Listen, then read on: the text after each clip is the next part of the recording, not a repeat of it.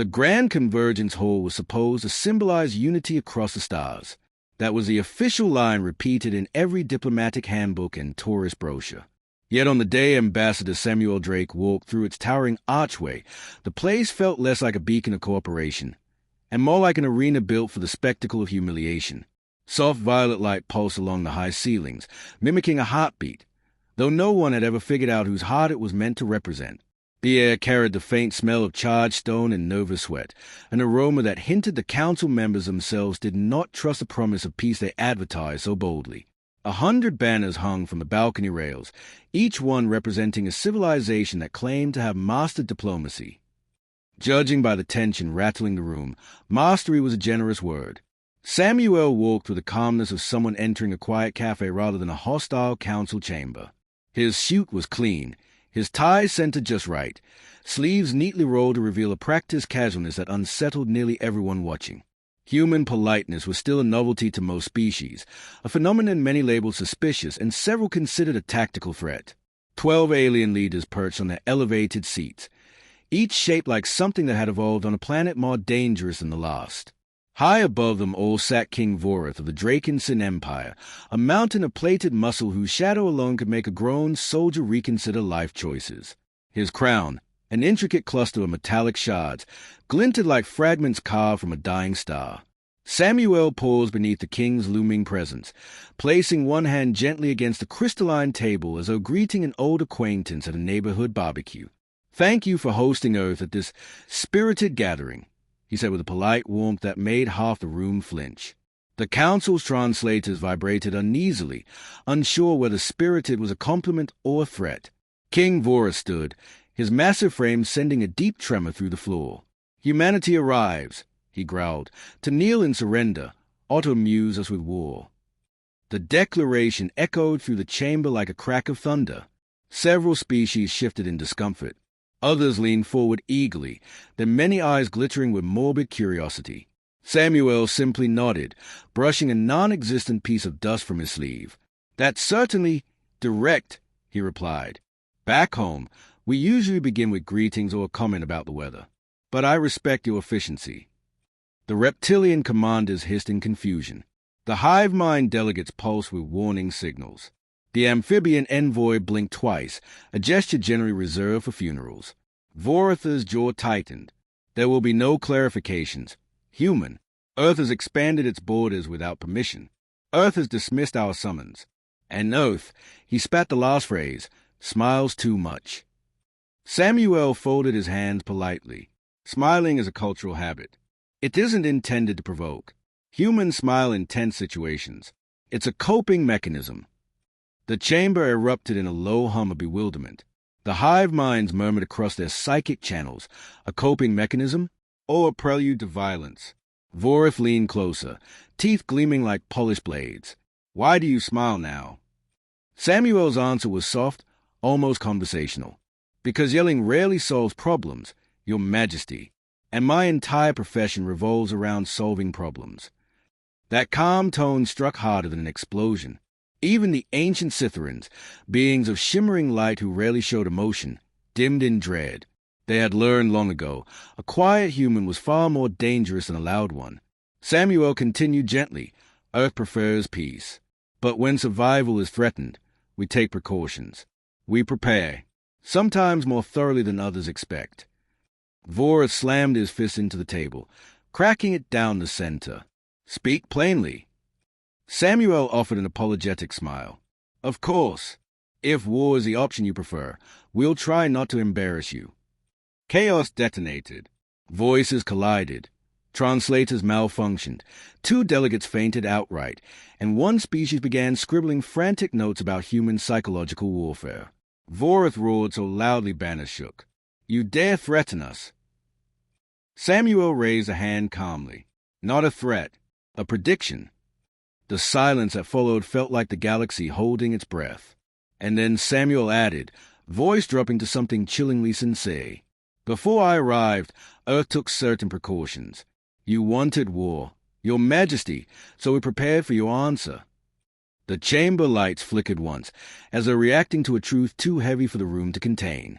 Rehook, And far beneath the station, something enormous was already waking, triggered not by war, but by the Council's single irreversible mistake. The tension in the chamber had barely begun to settle when the massive doors behind Samuel hissed open. He didn't turn immediately. He simply tilted his head, as if amused by a sound he had been expecting all along. 5 humans walked in. Not soldiers, not armored operatives. Just 5 officers in simple diplomatic security uniforms, strolling into one of the most dangerous political arenas in the galaxy as casually as people entering a coffee shop. One of them actually was holding coffee, steam rising lazily from a metal thermos, as if this interstellar crisis were nothing more than a morning briefing. A wave of alarm rippled across the council. Several species stiffened. One fainted for the 2nd time that hour. The amphibian envoy croaked in horror. Why are they calm? Humans facing war are supposed to panic. Samuel turned just enough to smile. They are not soldiers, he said lightly. They are colleagues. And one of them is the only person in 1,000 light years who knows how to make coffee that doesn't taste like engine coolant. The coffee-holding officer raised the thermos in greeting. Afternoon, everyone. It is not afternoon, hissed the reptilian strategist. Time zones, the officer replied with a shrug. Real slippery things. The council muttered in confusion, unsure if this was human humor, human disrespect, or an undiscovered form of psychological warfare. King Vorith's eyes narrowed dangerously. You bring these creatures into my council chamber. For moral support, Samuel replied cheerfully, and someone needed to hold my coffee. The thermos officer nodded solemnly. I take this duty very seriously. If the situation weren't so tense, Samuel might have enjoyed the bewilderment spreading across the room. Unpredictability had always been humanity's most reliable defense. Samuel motioned toward the massive holographic dome above the chamber. Before you declare anything irreversible, he said, there's something you all need to see. He nodded to one of his officers. The dome flickered, expanded, and the galaxy appeared, a sprawling map of sectors, borders, fleet markers, and energy lanes. Beautiful, complex, fragile. At first, the council leaned in with curiosity. Then the colors shifted. Blue fleet markers, Vorith's armadas, blink once, then turn a dull, dead gray.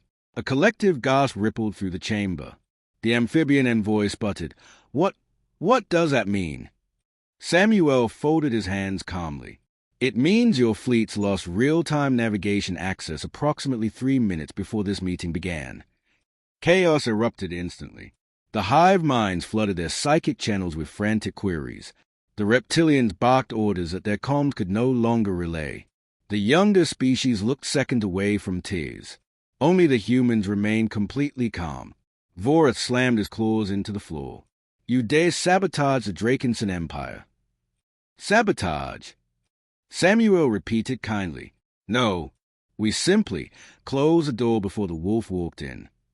One of his officers added, Also, your encryption system was, and I want to put this politely, adorable.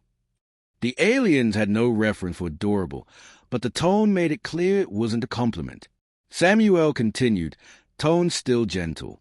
Humanity does not seek war, but that doesn't mean we walk into danger unprepared. Your threats over the last decade weren't exactly subtle. Vorith bared his crystalline teeth. You mock us. Samuel shook his head. I'm not mocking. I'm warning. Humans use humor to soften tension. And when the jokes stop, the room hushed immediately. They all noticed. Samuel wasn't smiling anymore. It means we've moved past diplomacy. He stepped closer to the center of the chamber. The dim violet lights reflected off his glasses, making his eyes seem colder, deeper. War with Earth will not follow your predictions, he said softly. You assumed our calm meant weakness. But calm is not surrender. Calm is focus. The Cytherans dimmed to a fearful shade. The hive minds whispered. He has been calm from the moment he entered. That means the trap was set before any of us arrived. Vorith's voice trembled with fury. You believe humans stand equal to my empire. Samuel finally looked at him, not angrily, but with a solemn truth. Equal? No, he said. We're different. And difference is dangerous when misread. A silence settled, thick and suffocating. Then Samuel's voice lowered into something the translators almost refused to process. You forced a question of war. We merely answered before you finished asking. The lights flickered again, a soft pulse from far below the station. Felt more than heard, something buried beneath the council's floor had just powered on, and it wasn't human tech, nor alien. It was something older, and it had only ever awakened in times of catastrophic conflict. The humming beneath the chamber floor continued, low, rhythmic, unsettling, like some giant creature stirring in the dark. Several council members exchanged frightened glances, but Samuel didn't seem concerned. If anything, he looked thoughtful. We should take a walk, he said, brushing imaginary dust from his sleeve. The room exploded with protests. A walk? Now. In the middle of a crisis. This is a trap. This must be a trap. Samuel lifted one hand, the gesture polite yet unyielding. I assure you, a short tour will clarify everything. Fear thrives in shadows. Let's add a little light. The phrasing sent chills through half the delegates. Still, after a tense pause, the amphibian envoy stepped forward. A second delegate followed. Then another. Eventually all 12 species reluctantly moved toward the corridor. All except King Vorith. He remained rooted, claws flexed. I am no student to be led through hallways, he snarled. Samuel didn't push him. Your Majesty, join us or don't. Truth reaches everyone, whether they walk into it or stand still waiting. That line struck harder than any threat. Slowly, with visible disgust, the king followed the group. The corridor of reflection. The passage outside the chamber gleamed with polished obsidian tiles, each surface reflecting the delegation in warped, shadowed shapes. Hey, their silhouettes twisted and elongated. Leaders reduced and nervous, shaking outlines as they walked beside the humans who seemed strangely unaffected. Even the hum beneath the floors felt louder here, vibrating faintly through their feet. Samuel walked with the cadence of a museum guide. This station was built on assumptions, he said. Specifically, the assumption that all species fear predictable things. The reptilian strategist hissed softly. And humans do not. Humans fear the unknown, Samuel replied, but we adapt to it faster than most species anticipate. The hive minds pulsed a whisper across their linked consciousness. Adaptation, improvisation, escalation, the cycle of human conflict behavior. Samuel paused at a spacious circular viewing platform. The panoramic display flickered alive, revealing the sector surrounding the station. Countless stars burned against an ocean of black, forming luminous rivers of light that stretched far beyond the eye's reach. Samuel tapped the railing, and the stars shifted. Not physically, but in the display.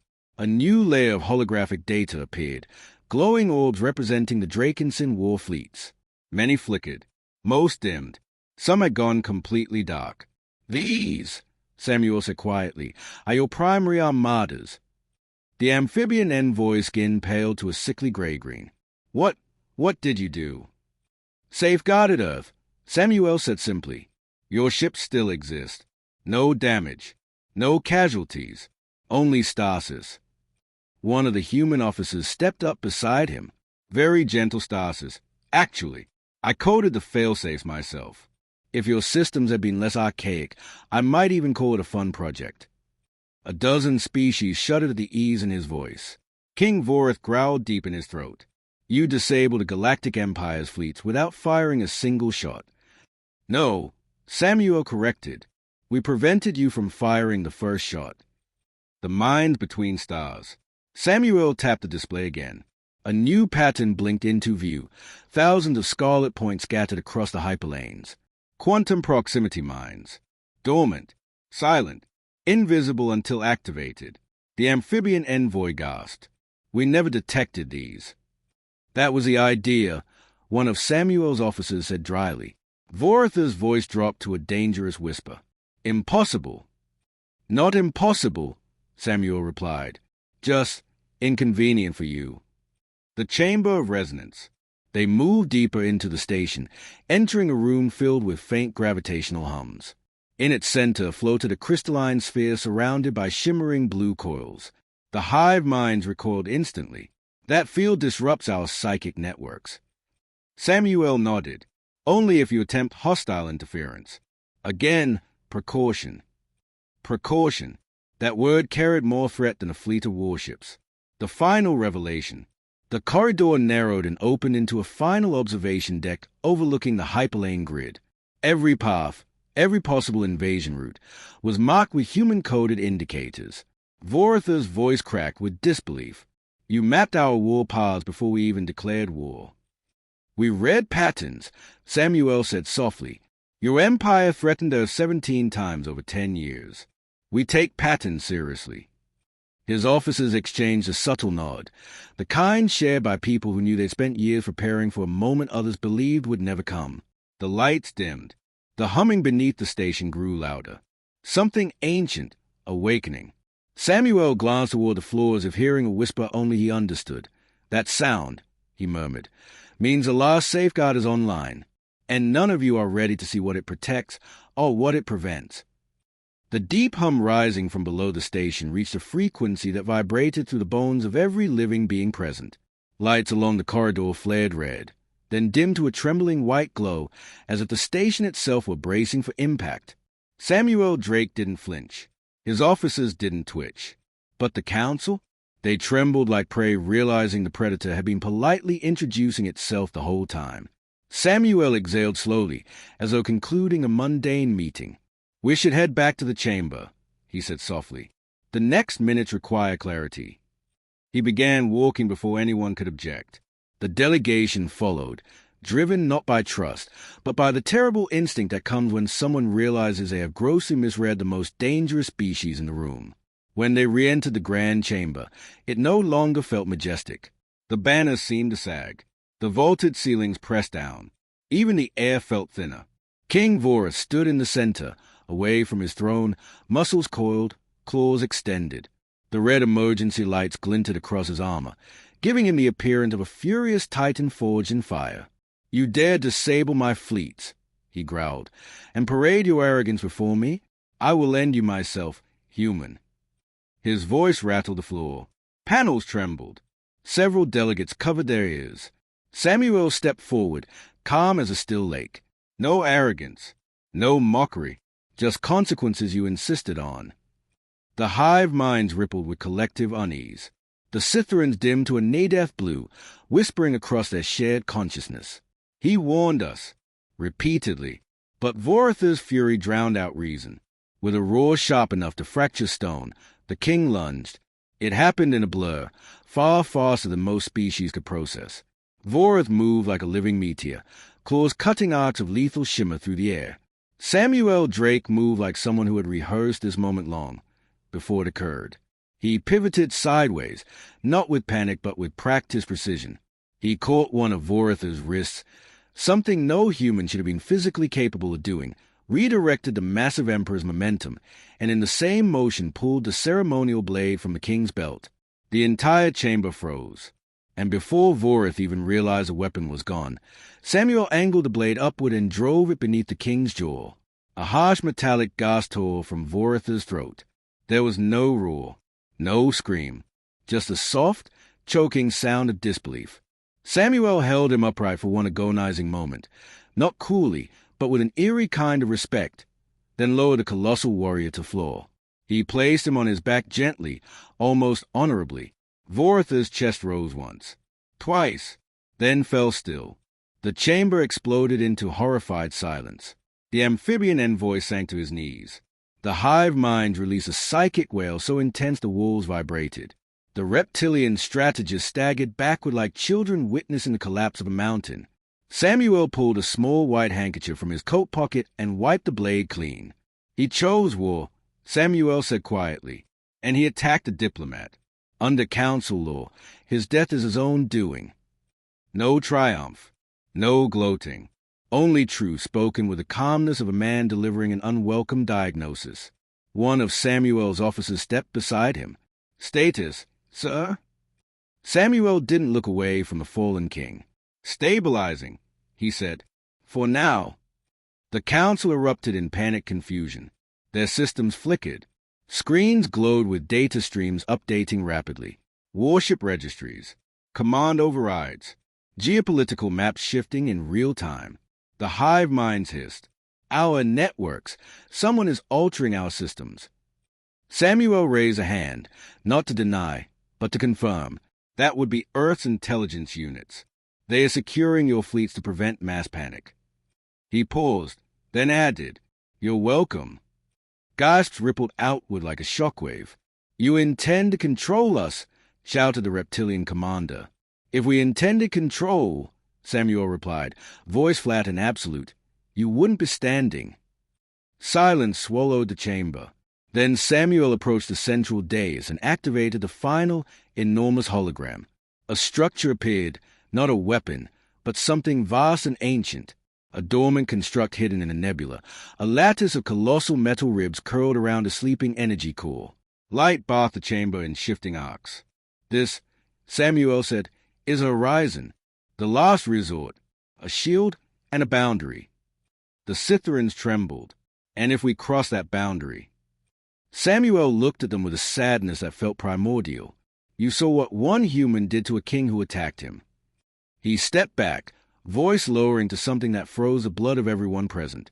Imagine what our species will do to survive. The reality hit them like a collapsing star.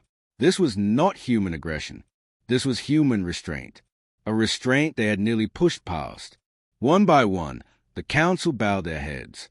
We choose peace, whispered the amphibian envoy. We acknowledge Earth's authority, murmured the hive minds. We accept the new balance, breathed the strategists. Samuel took their surrender without triumph, only weariness. But before he could respond, the station shuddered violently. The hum from below erupted into a deep, thunderous pulse. Samuel's eyes snapped to the entrance. That, he whispered, was not human tech, and whatever just woke up, it isn't answering to any of us. The floor shuddered again. Not the tremble of malfunctioning systems, not the vibration of damaged machinery. This was deeper, older, like the groan of something vast stretching after centuries-long sleep. The chamber lights flickered, shifting from white to a bruised shade of violet. Every species present froze. Samuel Drake's calm expression shifted for the first time, not into fear, but into calculation. That isn't Horizon, he murmured, and it's not any human safeguard. One of his officers checked a wrist console. Sir, the energy signature is unfamiliar. It's beneath the station. The Scytherans recoiled, their glowing bodies trembling violently. No, they whispered in a dozen harmonized voices. No, that cannot be. The vault was sealed before our ancestors learned language. The hive minds pulsated with static-drenched panic. The vault, the vault. The vault opens only in times of catastrophic imbalance. The amphibian envoy clutched his chest. Human, what have you awoken? Samuel raised both palms. We didn't trigger this. Your king demanded war. Your fleets responded. Your systems panicked. Whatever's beneath us, it responded to you. The floor rumbled again. Panels cracked. Dust drifted from the ceiling in fine, shimmering waves. Then, with a sound like the slow tearing of a mountain, the chamber's center split open. A circular platform descended, its outer rings peeling back like the petals of a metallic flower. From the depths below, a surge of cold blue light shot upward, illuminating the chamber in ghostly flame. Every delegate stumbled backward. Even Samuel took one step back, not in fear, but in respect, because rising from the platform was no weapon, no ship, no machine of any known empire. It was a sentinel, an ancient construct from a civilization so old that even the oldest galactic archives contain only fragments of myth about them. Tall, humanoid in outline, but composed entirely of crystalline energy wrapped in thin metallic lattice. Its chest pulsed with an inner star. The sentinel's head tilted slightly, as if assessing the room. The council collapsed into terrified silence. Samuel spoke first, voice low, steady. Identification. His diplomatic badge glowed, projecting a universal greeting gesture. The sentinel's inner light shifted, scanning him, then scanning the council, then the room itself with a sound like distant thunder. When it finally spoke, the voice was layered, ancient, resonant, like a chorus of storms. Balance compromised. The hive minds nearly collapsed. It speaks, it judges. Aggression recorded. The Sentinel continued. Intervention authorized. Samuel stepped forward carefully. We're resolving the conflict. Negotiations have concluded. The war was prevented. The Sentinel paused. The glow in its chest dimmed slightly, almost contemplative. Conflict trajectory reversed. It intoned, yet damage inflicted. One empire destabilized, one monarch fallen, 12 species in breach of ancient covenant. The amphibian envoy sobbed. We didn't know. The covenant was lost to time. The Sentinel turned its gaze to him. The temperature dropped several degrees. Ignorance does not negate consequence. Samuel lifted both hands, palms open. But consequences can be redirected. The conflict ended before it began. Earth forced restraint, not destruction. The crystalline giant studied him. Long seconds passed. Finally, its luminous core flickered. Humanity, anomalous, unpredictable, dangerous, capable of restraint despite provocation. Samuel nodded once. That's the idea. The Sentinel leaned closer, towering, eerie, almost reverent. Earth will serve as a new stabilizing force. Guardian of the Covenant. Keeper of balance. Gasps erupted through the chamber. The reptilian commander choked. Humans? Guardians. Samuel didn't move. Terms, he asked. From its chest, a sphere of light expanded, forming a holographic constellation, dozens of star systems connected by shimmering lines. Protection, mediation, intervention only when required. No empire shall threaten another without passing through Oath's judgment. It turned then, facing the trembling council, and any who violate this new accord. The Sentinel's inner core blazed brighter. Will face the old power that sleeps beneath the stars. A warning, a promise, a sentence. Samuel bowed his head. Earth accepts guardianship. His officers did the same. The Sentinel flickered once, a sign of acknowledgement, and descended back into the depths. The floor sealed above it, leaving the chamber silent, shaken, forever changed. The delegates turned toward Samuel, not with fear, not with anger, but with a dawning realization that humanity had not risen to dominance. It had been chosen. Samuel adjusted his tie. Well, he said gently, shall we begin drafting the treaty? The council nodded weakly. The galaxy's balance had shifted, and Earth was no longer a distant blue sphere on the edge of a map. It was now the fulcrum on which every future decision would rest. But deep beneath the station, beyond the Sentinel's chamber, another dormant structure stirred, older, darker, and far less patient than its guardian counterpart. The galaxy had avoided one war, but another was already waking.